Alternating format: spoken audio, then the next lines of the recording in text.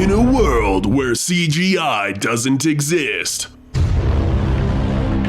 one team must make the ultimate sacrifice and make all of their effects themselves.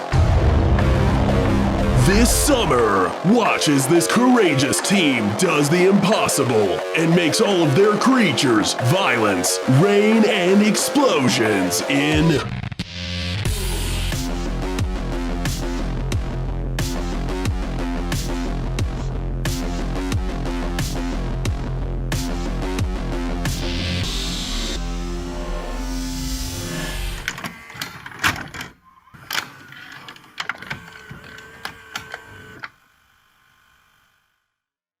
A practical effect is a special effect produced physically, without computer-generated imagery or other post-production techniques.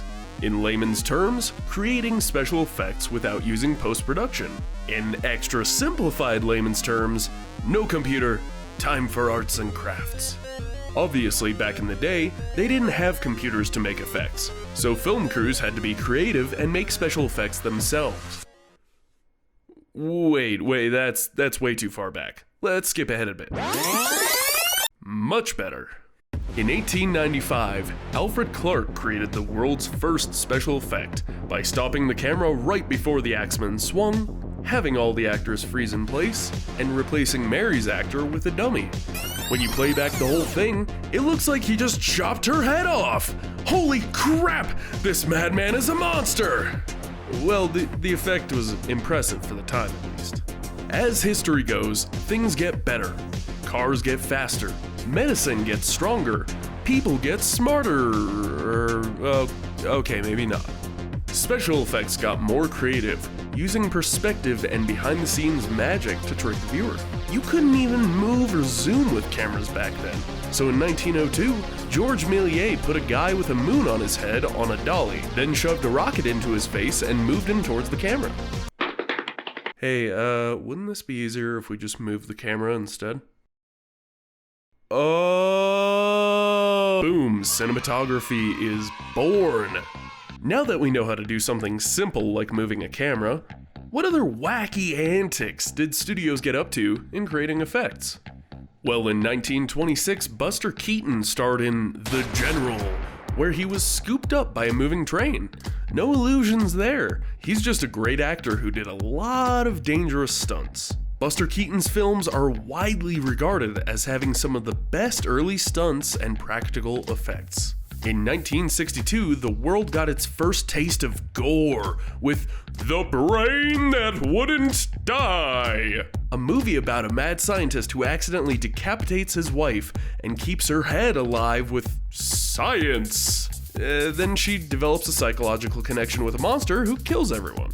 Thanks to being shot in black and white, they were able to use chocolate syrup for fake blood. Tasty. Unfortunately, as movies moved to color, studios had to get creative if they wanted to show gore. I'm sure using chocolate syrup now would look pretty strange. Enter the squib. This squib is a tiny stick of dynamite used to simulate bigger explosions and gunfire, and generally used to propel a variety of materials. A blood squib does just that. It simulates fake blood being shot out of someone having a very bad day. Party's over. But if you want to give your zombies a bit more oomph, a blood squib is a satisfying go-to. Speaking of zombies, how do you think they got people to look that way? Are they real corpses on puppet strings? Nope, makeup. Everything from animatronics to makeup and costumes can create terrifying, otherworldly, and convincing creatures. Give your zombies a bit of liquid latex with some fake blood and voila, instant nightmare. Animatronics are a great way to bring crazy creatures back to life on the big screen. And no one brought terrifying predators to life quite like John Carpenter. The Thing, released in 1982, boasts some of the most impressive and unnerving gore and creature effects, and is often referred to as one of the best uses of special effects in a movie. So let's head to current day.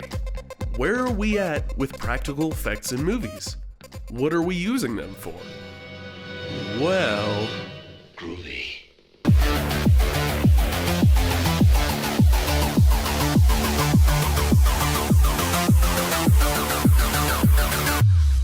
Practical effects aren't dying out anytime soon, and thanks to the evolving creativity of the industry, we can look forward to some sweet effects in the future. In Christopher Nolan's Inception, a rotating set was built for the hotel scene, and would create the effect of the hotel shifting around the characters.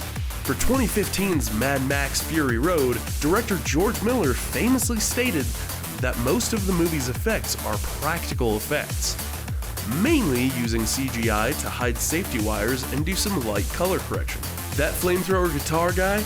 Yeah, he's actually shredding on a working flamethrower guitar while cruising through the desert at 60 miles an hour on a giant drum bus. Yeah, that's pretty freaking sweet. For the 2013 remake of the cult classic Evil Dead, director Fede Alvarez claims there is no CGI used whatsoever. All that nasty and juicy gore is just well done illusion and makeup. From the beginning of film itself to modern day film, special effects have been a quintessential part of the movie-going experience, with practical effects kicking the concept off as a whole. While a lot of movies are now laden with overblown CGI and After Effects magic, there's always going to be a special magic and demand for handmade practical effects.